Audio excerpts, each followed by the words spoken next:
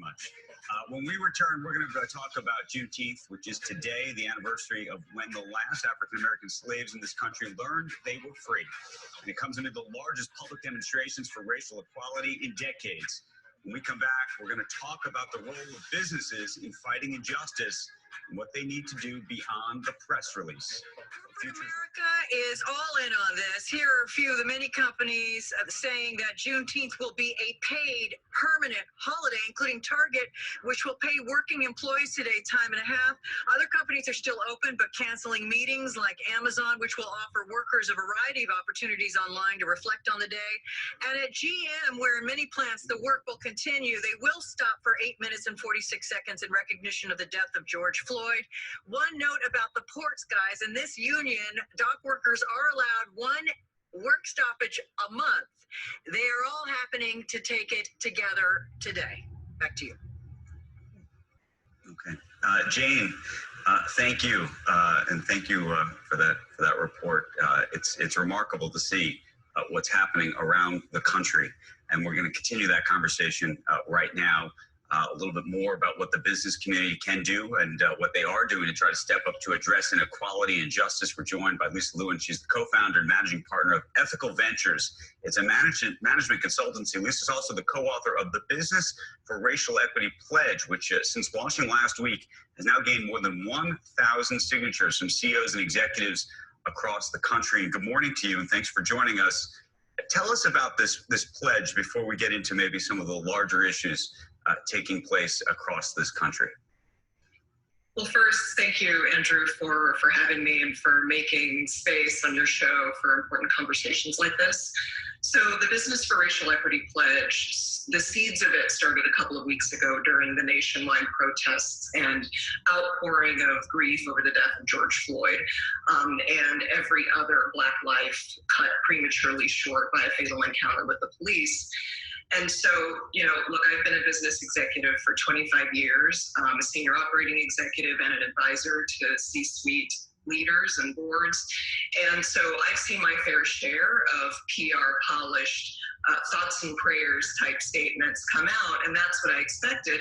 And instead, as you just shared, it seems like this time is a little different. The statements were bolder, and leaders are starting to make commitments that show that they're ready for real change. So I gathered a group of other executives, all members of a group called the Leadership Now Project. It's a group of mostly Harvard Business School graduates and leaders that are interested in the health of our democracy and society. And together we wrote this pledge, and it covers 3 areas where businesses who want to walk the walk and not just talk the talk around racial justice, things that they can pursue, specifically in the areas of policing, voting, and economic inclusion. And so, you talk about getting beyond the press release. What do you think that really is going to look like? And how are you going to measure the commitments that so many of these signatories have now made? Yeah, it's a great question. So, I'll talk a little bit about what's in the pledge and why we put it there. So, right up front, we have an ask for business around policing, which is we want businesses to use their considerable clout and sway that they have as job creators and as contributors to the political landscape to get things like police reform and accountability on the agenda. That is where, at the state level and the local level, where these issues and where laws around public safety and law enforcement are made, and business can have a very big voice there. The second area is really in voting. We're asking for business to really put pressure on states to ensure safe access to the ballot box. Listen, since the Voting Rights Act was gutted a few years back, it's actually been getting harder, Andrew, in a lot of states for people to vote, especially for Black voters to vote. And that's been made all the much harder now in this pandemic. Just look at states like Wisconsin and Georgia, where, on the other hand, since Citizens United, it's actually getting easier and easier for businesses to really have meaningful influence on public policy. So one of our beliefs is that, as regular people feel like they have less and less say at the ballot box, they're going to be turning to business even more because they know that they have influence to sway on issues that they care about, whether that's racial justice, climate change, gun control, and everything else. So we want businesses to step up to protect everybody's right to vote.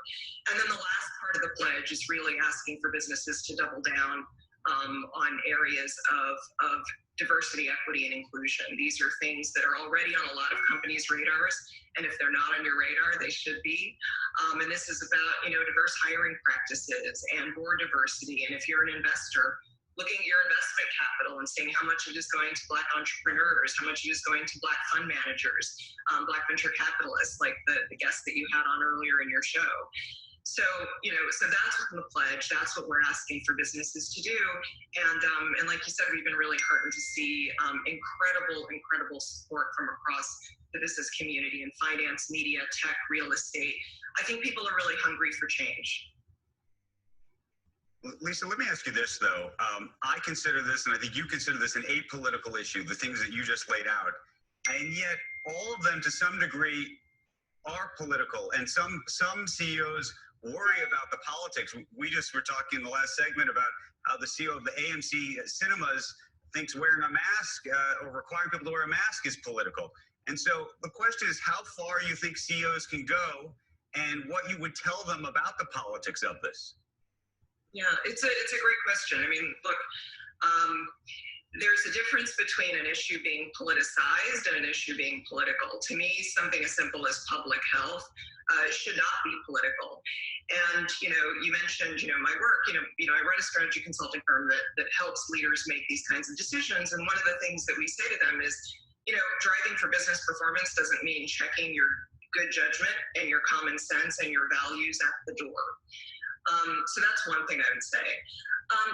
And then the other thing that I would say is that, when business puts its muscle behind something, change happens, meaning business can actually help to lead and say, hey, politicians, these should not be political issues. Protecting the public safety, right. Protecting public health, making sure that everybody can vote, these cannot and should not be political issues. And it's precisely because business does have a big voice that I think they have an opportunity and the influence to change that narrative. And then, Lisa, I wanted to talk to you a little bit about the efforts that companies are making to diversify boardrooms and managements and the like. And something that I've heard in the past 2 weeks, a lot of companies have even stepped up in the past couple of weeks and have named a number of African Americans to certain boards, have hired or promoted certain people. And then you've heard on the other end, and I want to be sensitive in how we talk about this. I've heard people say, well, is this tokenism? I mean, there's a lot of debate in these institutions about how to go about doing this. Sure. I mean, I would say look at the data, right? There is plenty of data out there that proves that businesses with diverse boards, with diverse senior leadership teams do better.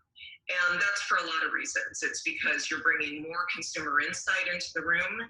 It means that you are bringing more creative friction into the room and making better decisions. And it means you're making sure that you don't have blind spots. So, I think that the businesses that are smart and the ones that, got on top of this early are seeing success. And if you haven't, if you aren't thinking very thoughtfully about how do you bring, the full and often untapped potential of all kinds of workers into your workforce, all kinds of directors onto your board, then you're missing out. And I'd say it's more of a tax on your business by not doing it, and an accelerant when you do it.